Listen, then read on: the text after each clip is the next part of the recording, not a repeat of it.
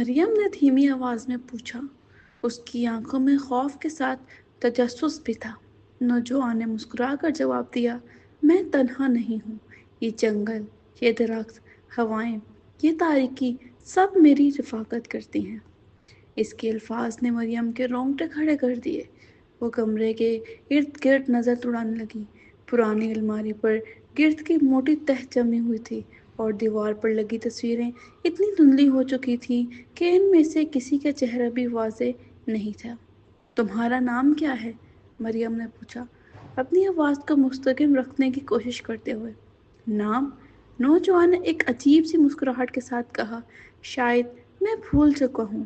لوگ مجھے مختلف ناموں سے پکارتے ہیں۔ کچھ ہاتھ سے جنگل کہتے ہیں تو کچھ راستوں کا بھٹکا ہوا روم۔ مریم کا دل دھک سے رہ گیا۔ تم کون ہو؟ اتنے میں کمرے کا پرانا پنکھا اپنے آپ چلنے لگا، حالانکہ بجلی کب کی چلی گئی تھی۔ نوجوان نے بغیر کچھ کہے اٹھ کر کھڑکی بند کی، جہاں سے سفید دھند کے بادل اندر گھس رہے تھے۔ صبح ہونے میں ابھی کئی گھنٹے ہیں، اس نے کہا، لیکن یاد رکھو، جو کچھ بھی تم سنو یا دیکھو اس پر یقین مت کرنا۔ جنگل کبھی کبھی دھوکہ دیتا ہے۔ مریم نے محسوس کیا جیسے دیواروں سے کوئی اسے کھو رہا ہے۔ اس نے اپنی جیکٹ کو مضبوطی سے اپنے جسم سے لپیٹ لیا۔ میں یہاں سے جانا چاہتی ہوں۔ ابھی اس کی آواز کانپ رہی تھی۔ نوجوان نے اچانک اس کا ہاتھ پکڑ لیا۔ اس کی انگلیاں برف جیسی ٹھنڈی تھیں۔ بہت دیر ہو چکی ہے مریم۔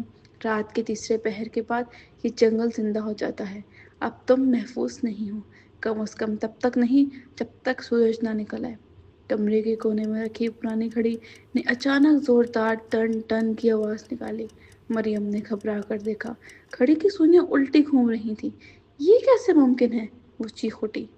نوجوان نے اس کی طرف دیکھا اور اب اس کی آنکھیں سبز نہیں بلکہ سرخ ہو چکی تھیں۔ مریم، تم نے ایک غلطی کر دی۔ تم نے کنویں کی آواز سن لی تھی اور اب وہ تمہیں ڈھونڈ رہی ہے۔ دروازے پر زوردار دستک ہوئی، پھر دوسری، پھر تیسری۔ ہر دستک کے ساتھ لڑکی کے پرانے دروازے سے خاک کے ذرے گرنے لگے۔ نوجوان نے مریم کو کمرے کے سب سے اندر والے کونے کی طرف دھکیل دیا۔ چپ رہو، اس نے کانٹے دار آواز میں کہا، اور جو بھی ہو دروازہ مت کھولنا۔ دروازے پر دستک کی آواز تیز ہوتی گئی۔ اب وہ صرف دستک نہیں تھی بلکہ کوئی اپنے ناخنوں سے دروازہ کھریچ رہا تھا۔ مریم نے دیکھا کہ دروازے کی قدیم لکڑی میں سے ایک لمبی سیاہ انگلی اندر آ رہی ہے۔